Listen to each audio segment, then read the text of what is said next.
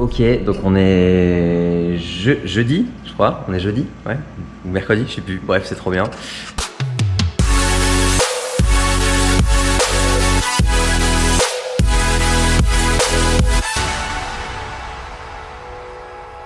On va récupérer une navette qui va nous amener dans la ville d'Andratx.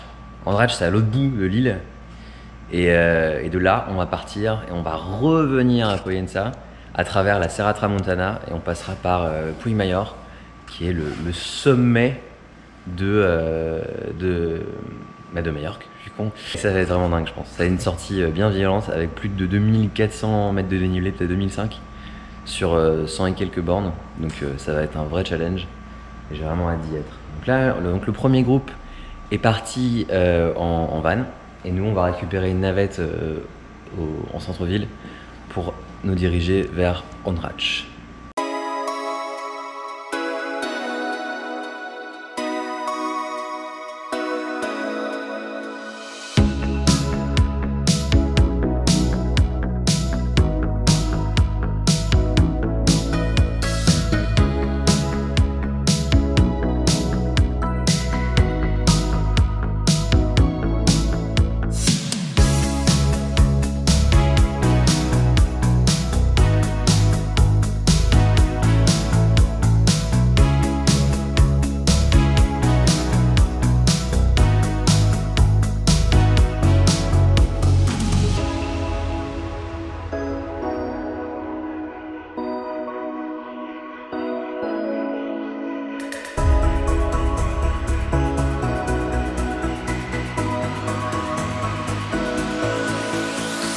Nous voilà au départ à Andratx et Aurélien nous donne les dernières consignes avant de partir. Au programme de la journée, 125 km, 8 côtes, dont le plus long col de la région, Puigmayor, 14 km d'ascension, environ 600 mètres je crois, 2 dénivelés positifs. Ça allait être une journée de fou, magnifique journée. Le temps en plus se prêtait vraiment à une longue sortie à Majorque. Je vous laisse la découvrir dès maintenant.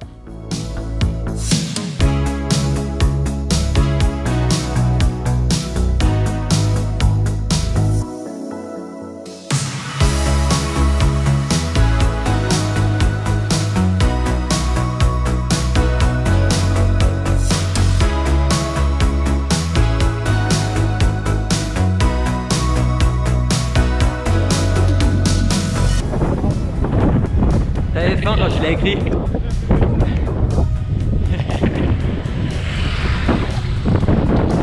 Aurélien il s'est planté dans le nom du col.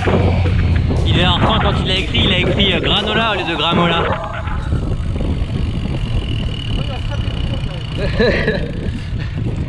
Et il disait juste après, on va passer au col de Sapépito. Allez, c'est beau.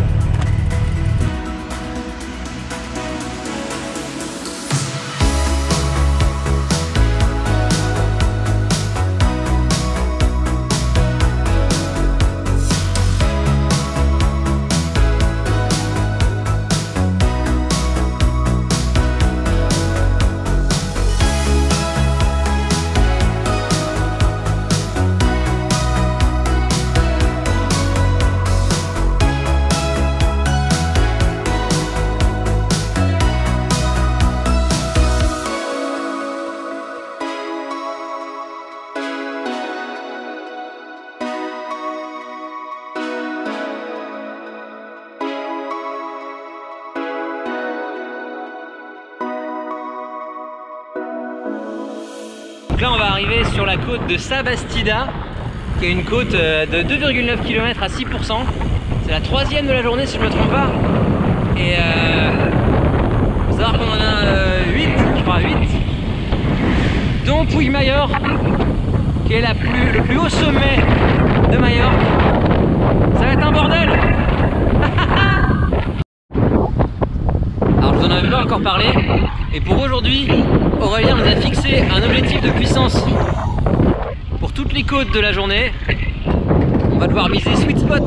Du coup, ce qui est cool, c'est que j'ai un objectif de puissance qui est écrit sur le vélo. Juste là.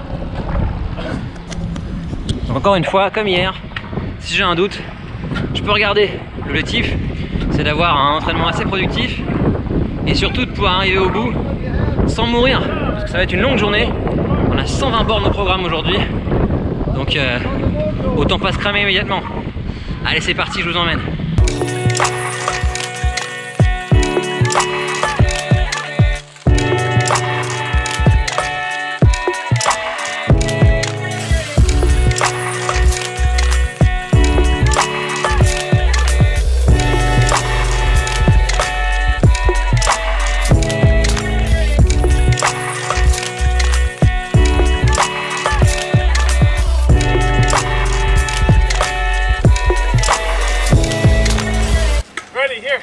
I got one.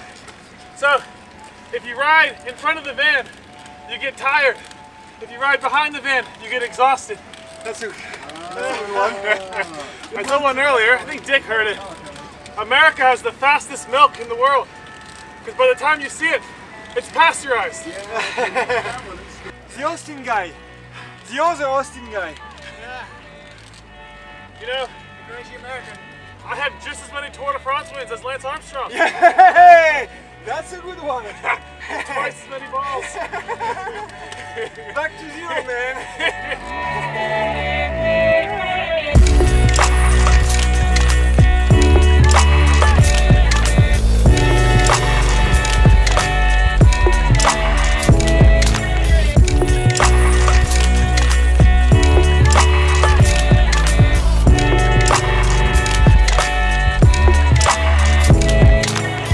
Sur une sortie comme ça, un des aspects, j'ai envie de dire, cruciaux, c'est le ravitaillement. Et ce qui était super à Sakalawa Cycling Club, c'est qu'on était toujours avec le support du van. Et donc tout le ravitaillement, à l'arrière, il y avait des bidons pleins de mélange de maltodextrine et de fructose.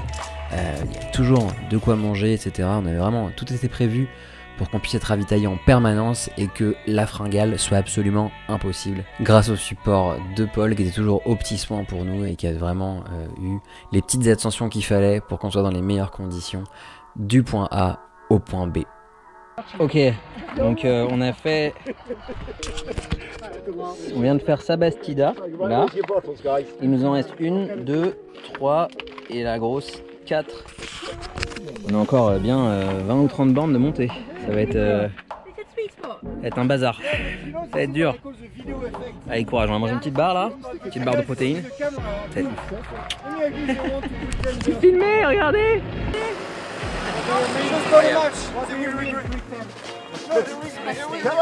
Keep going, keep going, keep going, keep going.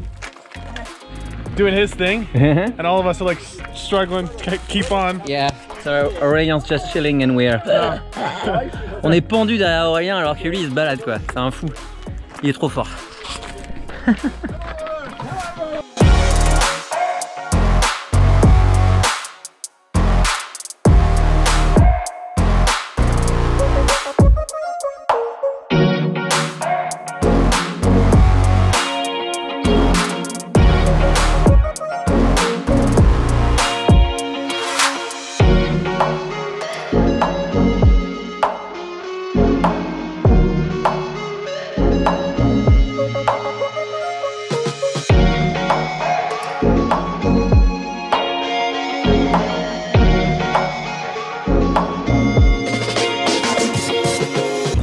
C'est cool, je suis monté un peu vite dans la roue d'Aurélien. Je commence à retrouver un peu de sensation là. Mine de rien, ça fait plaisir. Pouvoir aller un peu longtemps au-dessus de 300 watts, ça fait plaisir et ça faisait longtemps. Franchement, c'est cool. Allez, ça fait plaisir. Une bonne semaine, hein. On démarre bien.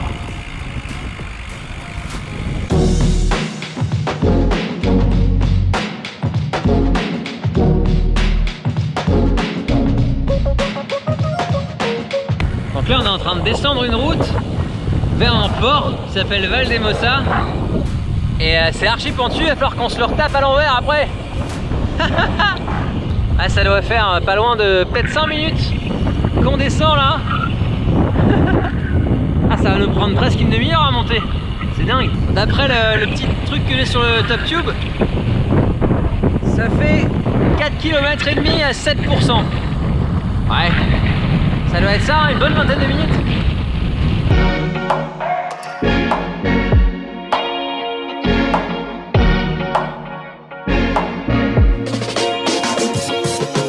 là, on est arrivé au port des Valdemosa. Donc on est au bord de la mer en fait.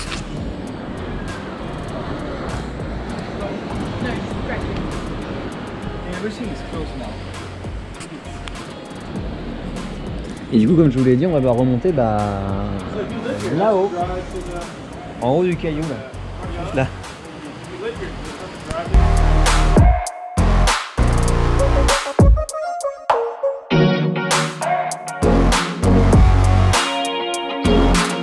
À la remontée du port des Valdemosa, au départ, j'avais pris un petit peu de retard. Du coup, je me suis dit, j'allais mettre le défi de remonter sur mes petits camarades. C'est ça que je suis en train de faire à ce moment-là. Je me dis, tiens, bon, ils sont là en point de mire, je vais essayer de remonter tranquillement, sans forcément trop forcer, mais juste en me disant, voilà, c'est mon petit effort de l'après-midi, enfin de la fin de matinée, et ça va être ça que je me mets comme objectif.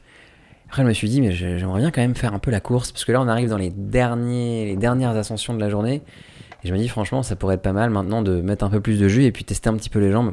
Du coup, ce que je me dis, bon, je vais essayer de remonter vers Steven, qui est devant avec Aurélien. Je pense que contre Aurélien, il n'y a pas besoin d'essayer de se mesurer parce qu'il allait m'éclater quoi qu'il arrive. Donc, je me suis dit, bon, pourquoi pas essayer de se taper la bourre avec Steven qui est clairement un peu plus à ma portée qu'Aurélien. Donc je me remonte un peu en me disant peut-être essayer de faire la course pour la fin du segment, histoire de prendre un peu de plaisir quoi.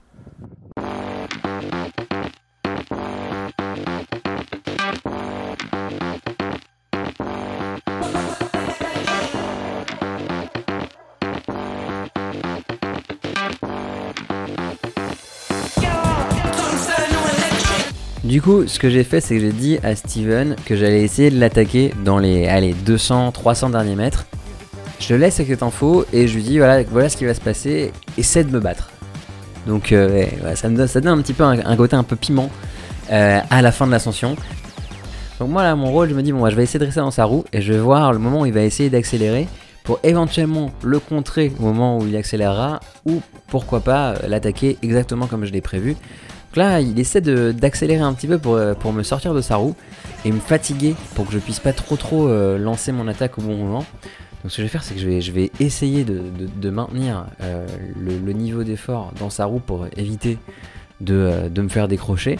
À ce moment-là, c'est dur, hein. Franchement, je sens que c'est pas facile. Et voilà, je m'essuie un peu le visage en me disant, c'est pas simple, hein. Là, je suis pas loin des 300 watts. C'est pas facile vu la forme que je tiens cette semaine. C'est pas forcément un moment facile à passer. Et je me dis, voilà, on va bientôt arriver dans les derniers passages. Et là, regardez, je vois que ça se raidit un petit peu. Donc, je me mets en danseuse et première attaque. J'essaie vraiment de le décrocher immédiatement. Je vois qu'il y a un petit écart. Et là, je vais me rasseoir en me disant, bon, j'ai plus qu'à maintenir jusqu'au bout en essayant de le garder à distance. Mais je le vois qui revient. Et comme il est de retour dans ma roue, je mets les mains en bas du cintre et là, je relance une deuxième attaque, le double kick. Et à ce moment-là, Steven, qui avait déjà fait un effort assez énorme pour pouvoir revenir dans ma roue, peut absolument pas lutter. Et même si on voit Aurélien me dépasser dans les derniers mètres, Steven est bel et bien distancié et je vais pouvoir passer la fin du segment qui est juste devant lui.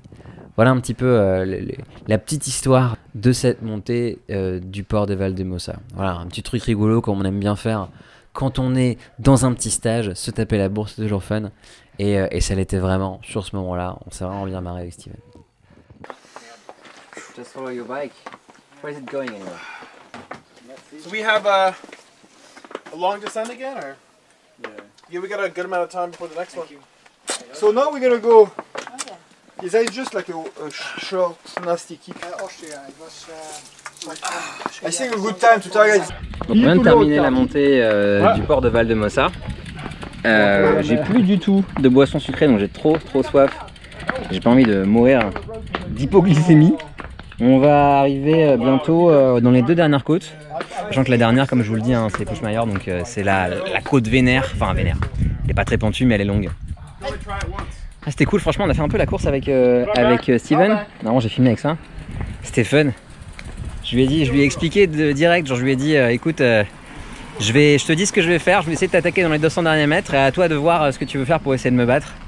Du coup, comme ça, on a un peu joué de tactique et c'est sympa parce que enfin vraiment, ça lui a plu de ouf, donc ça me fait archi plaisir. te rigoler un peu, c'était cool. Donc prochaine boss. Prochaine boss après Puigmayor. Allez zou, c'est parti. On a juste un petit coup de cul là et on a une longue descente. On passe par un très beau village d'Eia, un des plus beaux villages d'Espagne. Ça va être plutôt tranquille maintenant pour jusqu'à Sóller au pied. Sóller qui est ici. Ça montrera un petit peu mais c'est vraiment bon. Alors là on est à Deia. Alors Aurélien vient de le dire, c'est un des plus beaux villages d'Espagne. Je vais vous montrer à quoi ça ressemble, vous allez me dire ce que vous en pensez.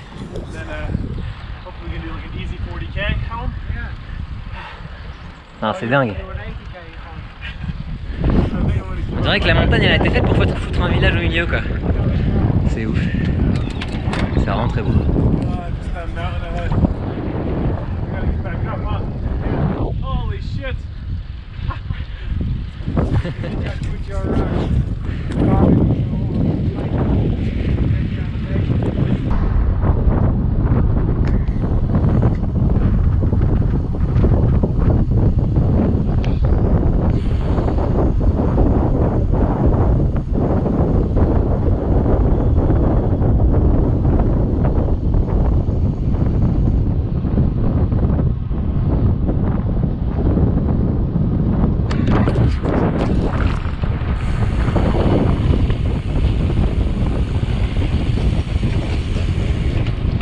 Ça fait 3h12 qu'on roule. Enfin on est parti depuis plus longtemps mais on a 3h12 en mouvement. Et là j'ai déjà, j'ai quand même 215 watts NP. Donc en termes de puissance normalisée ça fait quand même pas mal. C'est une bonne grosse sortie, hein, faut le dire. C'est une bonne grosse sortie. Surtout quand on fait la course à la fin des bosses. Ah c'est vachement marrant. Ça sent bon le stage de vélo quoi. C'est ça qu'on veut. Un peu de challenge, un peu d'entraînement et puis des bonnes tranches de rigolade. Cette expression elle est un peu débile, hein, des bonnes tranches de rigolade. Un peu débile, hein. Là je l'utiliserai plus, promis, plus jamais. Bon du coup ça fait peut-être depuis le début de la vidéo que je vous en parle. Mais là où on va, ça y est, on commence à voir où est-ce qu'on se trouve, enfin où est-ce qu'on se dirige. Et c'est juste là devant moi, regardez. On voit il y a un pic un peu plus clair avec une coupole dessus, parce qu'il y a un observatoire c'est probablement. Et c'est là qu'on se dirige. Donc on est encore assez loin, hein. On est peut-être à 25 bornes facile. Il y a une belle montée. Donc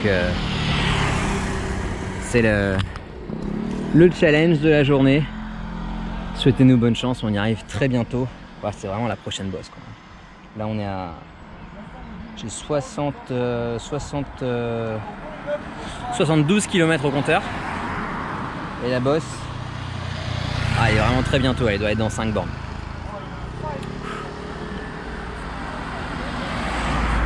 Ah, j'ai hâte, qu'est-ce que c'est beau ici. Rappelez-vous, on est le 28 décembre. C'est peut-être ça qui est le plus dingue ici. C'est vraiment que voilà, je suis en manche courte. Tout est court. Et il fait bon, on est bien. Les oranges poussent. Les vélos pédalent. C'est top.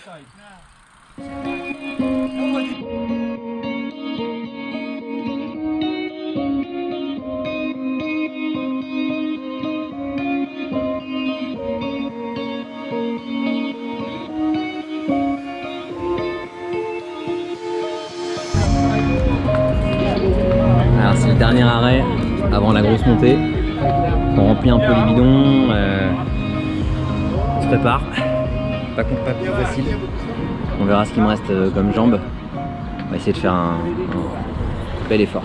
Un bel effort. Un bel effort pour cette milieu d'hiver. Voilà, on fera ce qu'on peut. On va se faire kiffer surtout. C'est ça qui est le plus important.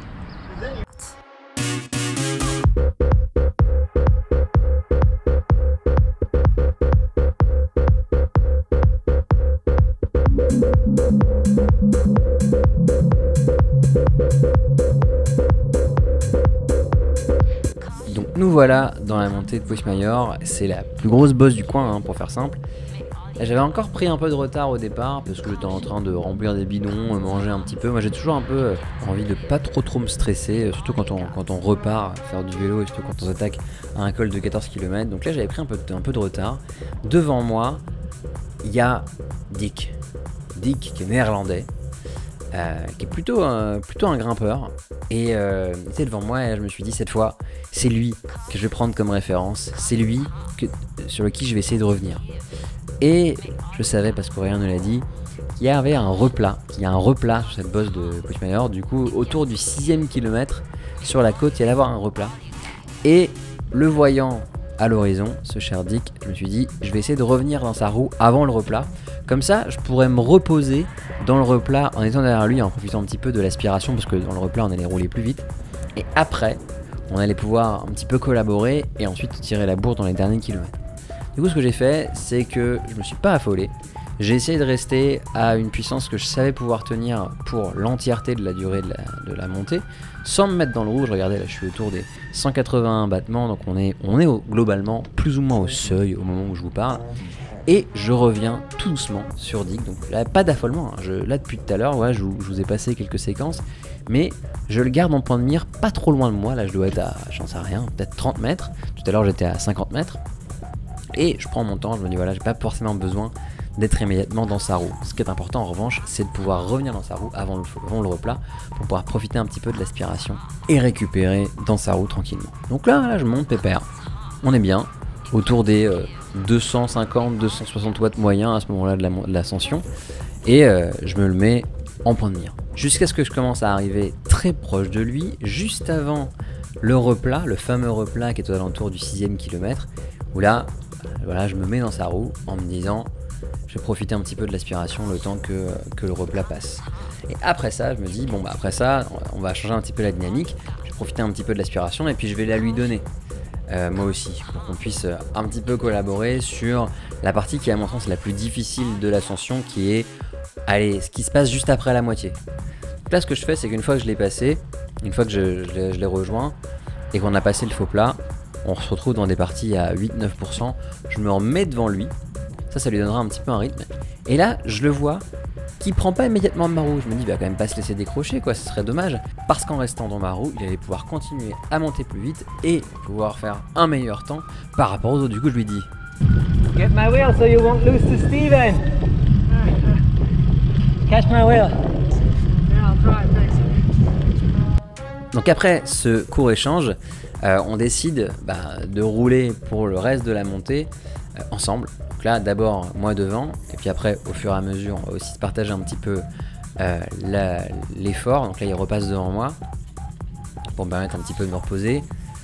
Globalement à partir de ce moment là je me suis dit bon, on arrive dans pas les kilomètres les plus importants, mais les kilomètres où il va falloir que je me débarrasse de Dick.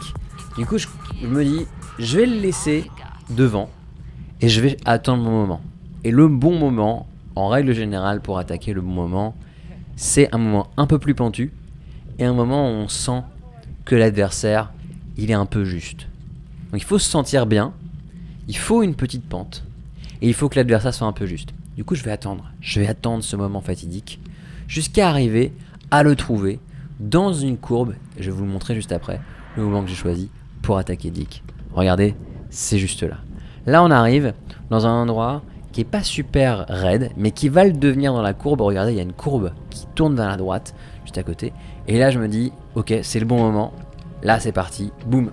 Je place une petite attaque, pas forcément très nette, mais Dick était vraiment dans une situation où il n'était pas en mesure de répondre à une attaque. Du coup, je mets un écart très grand dès le début, et je me dis, ok, très bien. Bah là, c'est ce que tu vas faire.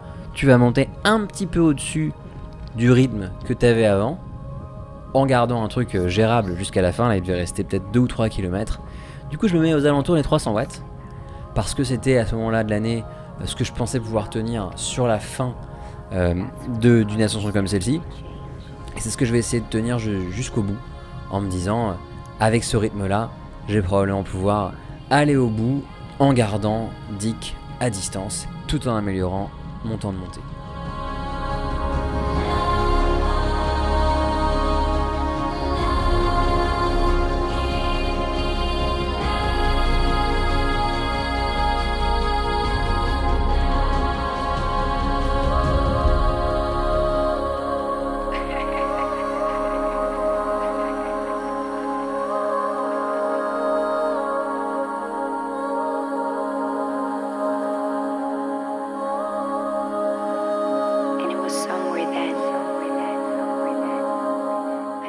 Fort heureusement, j'ai tenu une intensité sans flancher sur la fin. Pour cette montée de 13,8 km, ça m'a pris 51 minutes et 48 secondes pour 251 watts moyen. Donc c'est à peu près la valeur de FTP qui m'avait été donnée par le test, il me semble. Et franchement, à ce moment-là, je pensais réellement en avoir un peu plus dans le sac encore. Ce qui veut dire que l'entame du stage m'a vraiment mis sur une pente ascendante en termes de forme, ce qui me donnait super bon espoir pour bien réussir le challenge sur la montée de Sacalobra.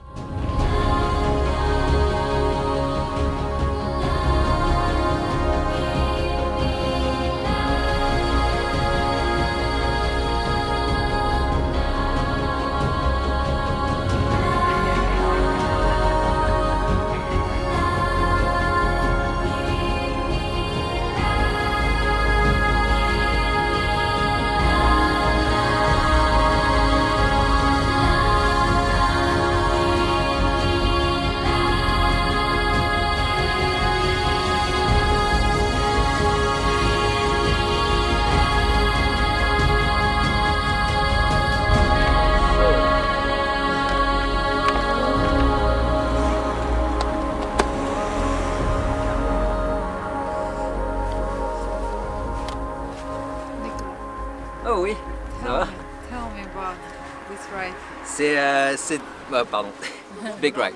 It's one big ride. So I knew it was going to be long. It was going to be hard, but probably not that long and not that hard.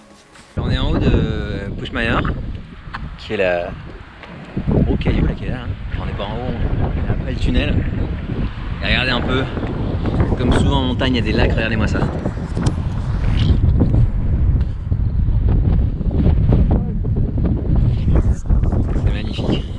Avec cette lumière de décembre là en plus, on a l'impression qu'on est toujours en golden hour limite. Il est toujours 18h à l'été, c'est ça qui est ouf. Du matin jusqu'au soir. C'est vraiment dingue, enfin, l'endroit est top. Puis c'est cool, on a tous pu nous se tester toute la journée sur toutes les bosses. Parce qu'en gros on est quand même archi bien nourris et bien remplis en termes de boissons énergétiques. Il n'y a absolument aucune excuse. On est capable jusqu'au bout d'y aller à fond et ça c'est vraiment top, c'est vraiment génial. Typiquement là, j'ai battu le score de FTP que j'avais fait au test, donc après 4h15 de vélo, donc ça compte, c'est-à-dire la bouffe, la boisson énergétique, c'est pas comme si je découvrais si tu veux, mais il y a un impact non négligeable, surtout quand on met beaucoup de sucre dans les boissons énergétiques. J'en parlerai un peu plus dans la suite de la vidéo évidemment.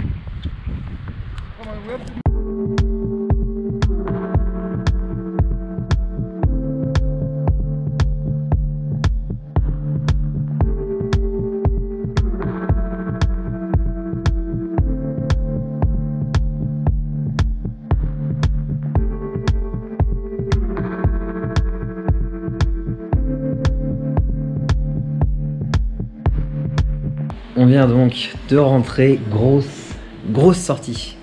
Aujourd'hui on a fait 131 km, je crois qu'il y a pas loin de 3000 mètres de dénivelé positif.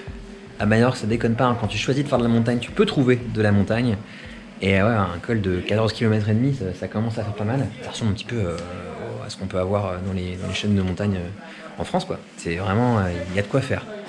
Et puis franchement c'est cool avec les conseils que nous a prodigués Aurélien, on a vraiment été super bien coachés.